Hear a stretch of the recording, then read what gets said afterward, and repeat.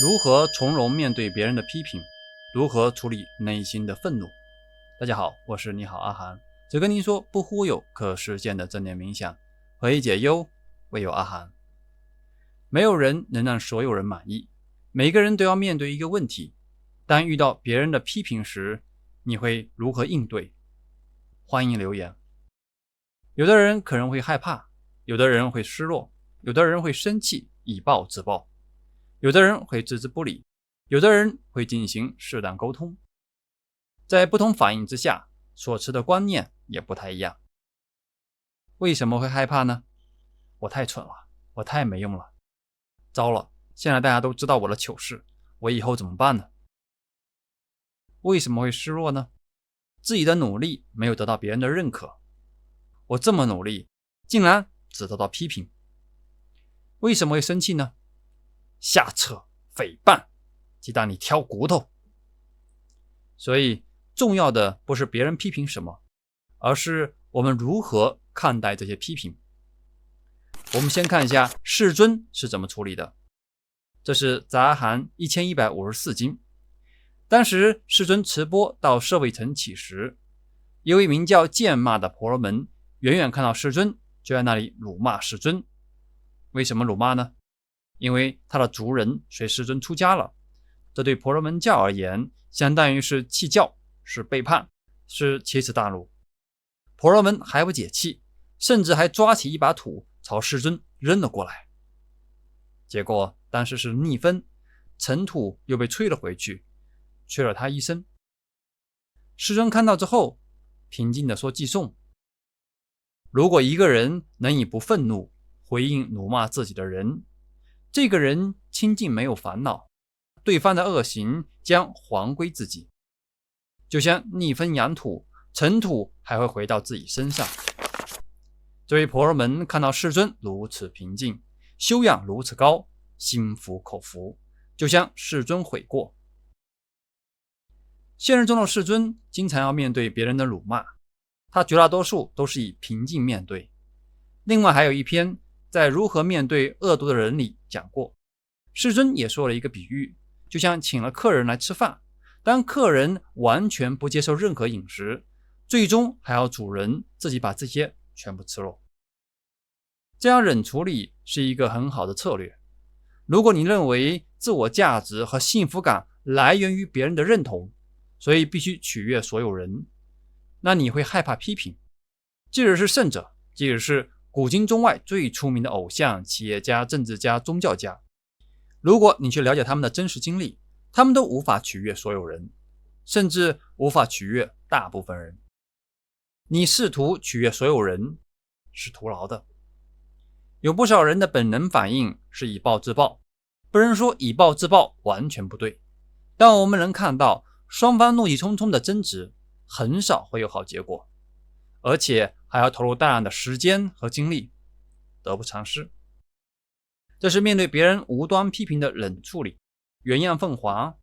而有的批评可能我们不得不回应，尤其是来自父母、亲友、领导的喋喋不休。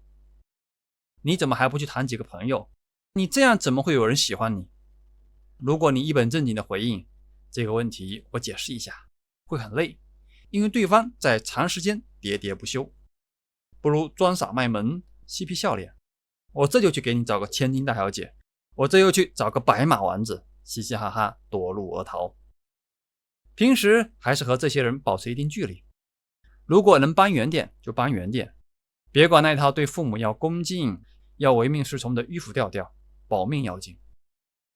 说保命要紧，不是说那些语言能伤害我们，不管那些语言是多么恶毒、多么尖酸，这些语言本身并不能伤害我们，而是我们在其中夹杂了很多感情和烦恼。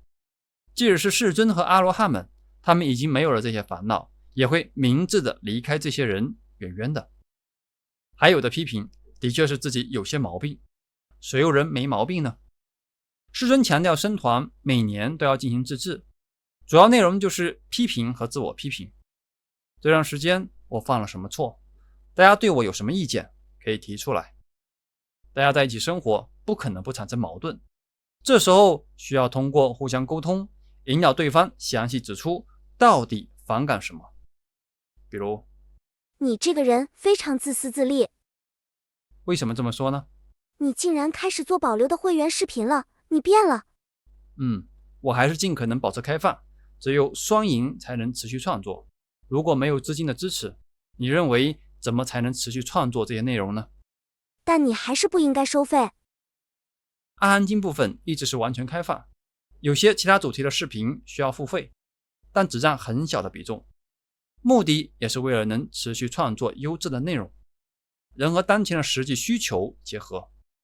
如果你有更好的解决方式，欢迎提出，把双方的关注点放在实际需要处理的事情上，而不是个人情绪和攻击上，倾听对方的看法，消除敌意，用解决问题的态度来代替反感和辱骂，找到批评者的真实意图。对于批评者所指出的问题，有则改之，无则加勉。处理来自别人的攻击，最重要的还是处理自己的观念。对方如果说我是混蛋，或者自私自利，就认为我真没用，或者有完美倾向，就容易情绪低落。如果恼羞成怒，就容易针锋相对。如果能平静面对，想办法解决问题，那就能一次机会进一步提升自己。要始终记住一点，问题并不在于那些批评的内容，问题在于自己的观念。这是如何处理来自别人的批评。来自别人的批评，相比于自我攻击，更容易处理。下面我们来处理另外一个问题，也是每个人都会遇到的问题：如何处理自己的愤怒？先测试下你的易怒指数。怒气值分为5个级别，0是完全不生气，1是有点恼火，2是有点生气了，3是相当生气，4是极为愤怒。比如你要去机场接人，快迟到了，但前面有辆车堵在你面前，这时你的愤怒值是多少？就根据自己平时的反应来填写，不用自己加戏。下面是诺瓦克愤怒量表。如果手机字太小，可以横屏，你可以根据视频内容记录你每题的分值，一共25题，也可以在评论区找到量表链接填写。填写完后，把这些分值加起来，就是你的易怒指数。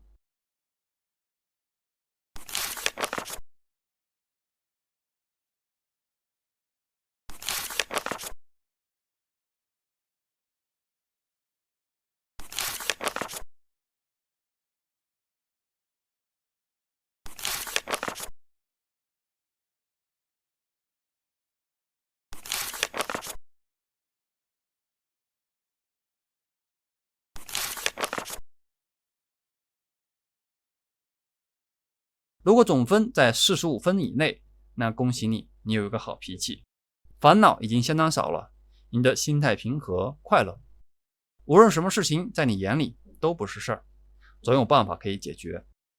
如果总分是46到55，说明你比一般人要更平静一些。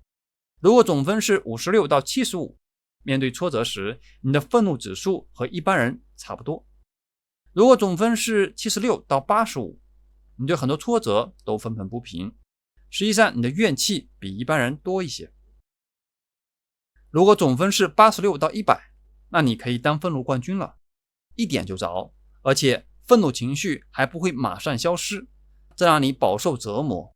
别人可能会称呼你是火药桶、炸药包，你可能会经常头痛、血压上升，控制不住自己的脾气。这样的冲动有时候会让你陷入麻烦之中。成年人中只有很少一部分情绪会这样激烈。易怒指数高，并不是说这个人不正常，因为正常和不正常只是跟大多数人的比较而得到了结论。就像一个孩子特别爱跑爱跳，精力充沛，停不下来，不能说这孩子有病，只能说他的精力和运动天赋比普通人更强大。如果对孩子的精力和运动能力能加以特别训练，参加各种竞技体育活动，知道如何收放这些力量，可能就能看到孩子别具天赋。同样，现在我们已经知道自己的易怒指数了。易怒指数高，只是说明你在情绪方面比普通人更敏感。现在需要做的是如何训练自己运用这些能量？如何处理这些愤怒呢？这是我忍，我忍，我忍，火烧功德林啊，这是行不通的。强压怒火就像堵着火山口，那是在积累压力，而任凭愤怒发作，这也不明智。还是要回到之前说的作业记录。第一步，记录自己的情绪；第二步，观察引发情绪的事件；第三步，观察引发情绪的观念。你不要觉得这很容易，你可以试着写几个作业，在群里提交，我们来讨论一下你的观察对不对。你就能发现，准确抓到自己的观念并不容易，需要专门的训练。我们常常因为一些扭曲的观念而生气，如果能经常这样训练，对自己和别人那些自欺欺人被人欺的把戏就看得非常清楚，而且能松动那些错误的观念、无效的观念，重新装载正确的观念。这就是树立正见、进行正思维的过程。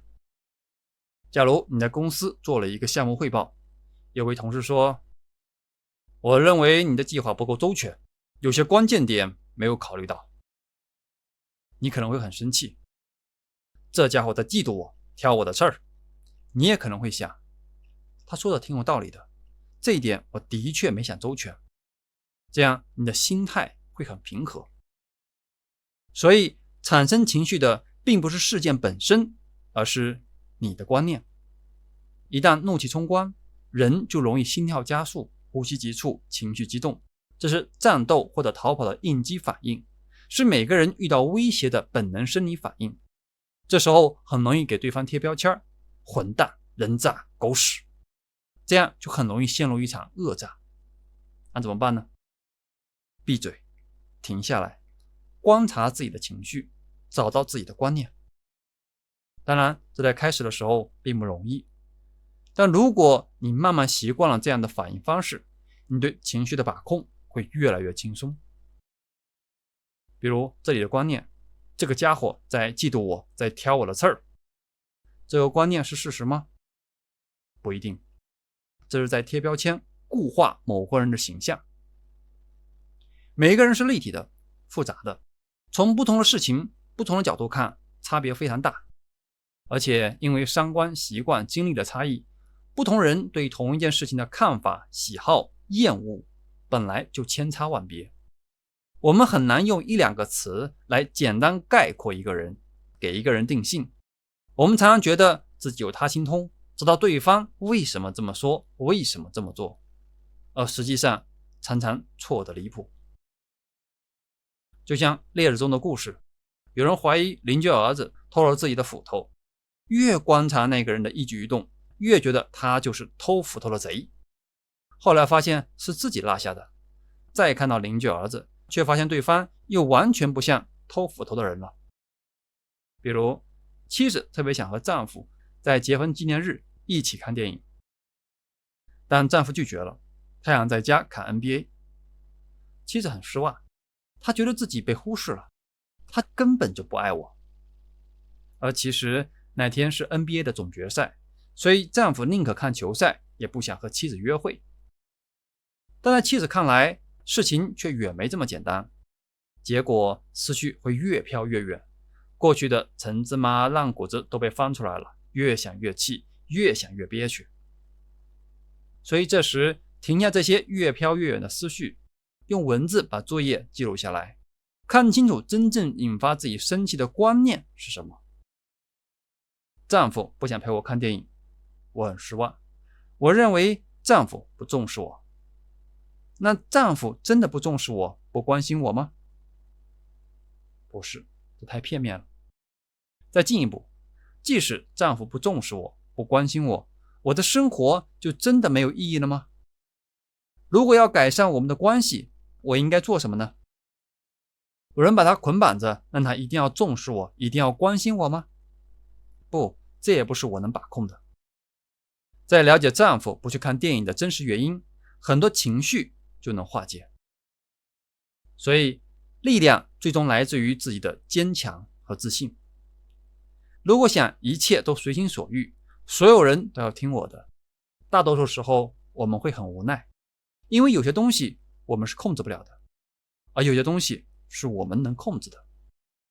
我们控制不了别人的三观和文化背景，控制不了别人的过去经历和当下的所思所想，控制不了别人是不是有个好靠山，控制不了别人是不是阴险狡诈。但我们能尽量去沟通，最大程度的保护自己，最大程度的争取合理权益。在这个时候，就需要把关注点放在现在我做什么能改善当前的局面。那是不是说就不能生气呢？之前我们也讲过，历史中真正的世尊是如何面对提婆达多的分裂，也讲过他如何管理僧团。虽然后世把世尊塑造成一个从来不会生气、无欲无求的样子，在现实生活中这是不可能的。他也会训斥不太听话的人，他当面说提婆达多，你这个吃别人唾沫的小人，还会把不守规矩的人驱逐出去。而有时候他也很无奈，上头弟子舍利弗也会耍一些手段，把被拐走的人又送回来。毕竟这是现实世界，不是童话。当我们受到侵犯或者伤害时，或者面对不公正的待遇，或者要纠正错误的行为，适度的生气可以作为一个工具，表达不满和反抗，让对方注意到问题的严重性。比如你是团队负责人，团队中有人总是掉链子，你可以在团队会议上表达你的不满和愤怒，并且寻找解决的方法。如果一直听之任之，团队很容易就傻了。对孩子危险的不当行为也一样，有时候也要适度生气，但这毕竟是很少数的情况，绝大多数都是通过冷静的、理性的分析来解决问题。过度的生气常常会导致关系的破裂，所以在生气之前，要先看清楚生气的好处和过患都是什么。情绪是一个工具，善于把握自己的情绪才是真正的幸福之路。这就是如何从容面对别人的批评，如何处理自己的愤怒情绪。好，今天我们就到这里，感恩老师，感恩诸位阿罗汉，感恩大家花时间听法思维，愿各位每天都开开心心，轻松愉悦。欢迎大家关注公号你好阿涵，只跟你说不忽悠，可实践的正念冥想，可以解忧，唯有阿涵。欢迎点亮转发关注充电，欢迎加入频道会员，把视频传播给更多人，愿让您平安吉祥，一切顺利，谢谢。